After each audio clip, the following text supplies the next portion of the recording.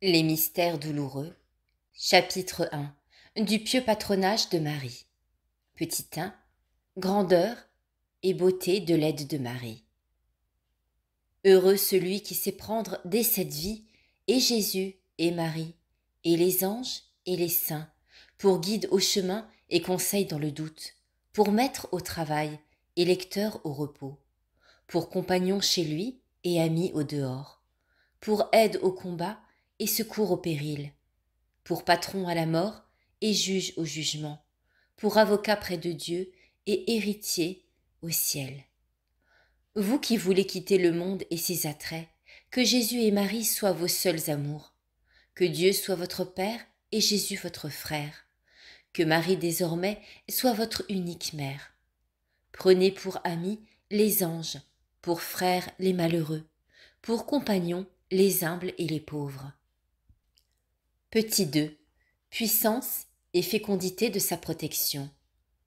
Voilà une famille sainte et la race féconde que Dieu fonde pour vous et qu'il aime.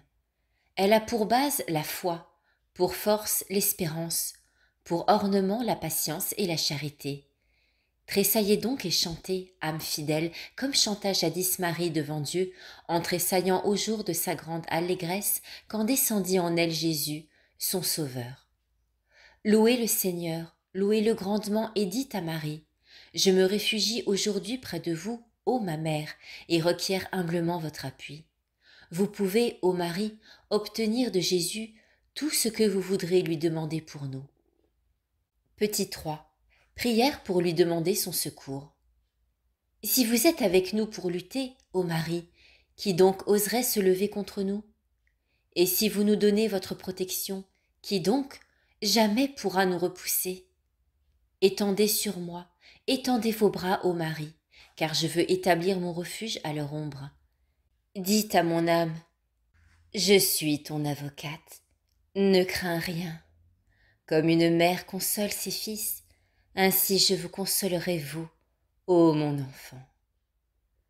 Combien vos paroles sont douces, ô Marie, et combien votre voix me console, ô ma mère. Donnez à mon cœur de l'entendre toujours. Les dévotes oraisons, chapitre 3. Homélie. De l'influence de la femme et de la mère dans le monde. Le souvenir, comme la vue de la mère, est le plus puissant excitateur de la bonté dans le monde.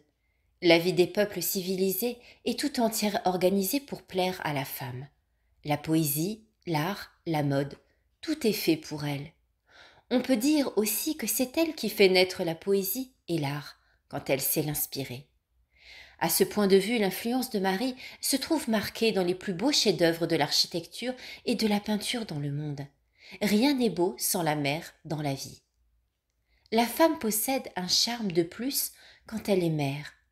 L'histoire des peuples est faite des récits héroïques et des belles actions accomplies par l'amour maternel.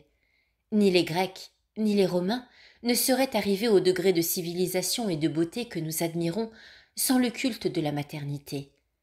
La religion chrétienne est, elle aussi, plus grande, plus belle et plus attrayante à mesure que le culte de Marie, la mère et la femme idéale, se développe et s'inscrit dans la pratique et dans l'art. Méditation de la puissance de la femme. Volontiers, de par sa nature même, la femme aime à protéger et à embrasser comme pour défendre et attirer à elle. C'est que la puissance de la femme est dans son attrait et dans sa fonction, tandis que le pouvoir de l'homme n'est que dans sa force. Les anciens avaient symbolisé ces fonctions en donnant au roi un sceptre de fer et aux reines un sceptre de fleurs. L'un domine par sa force, l'autre par sa grâce. La grâce est une puissance à laquelle rien ne résiste. Un sourire peut briser ou transformer une vie. Que la femme chrétienne se serve de cette puissance pour le bien. La piété, dit saint François de Sales, doit rendre la femme plus gracieuse encore, car elle doit avoir et la grâce divine et la gracieuseté humaine. Pratique. Cherchez à reproduire, même dans la forme extérieure, la grâce royale de Marie. Pensez. Marie est la beauté et la grâce, speciosa et formasa.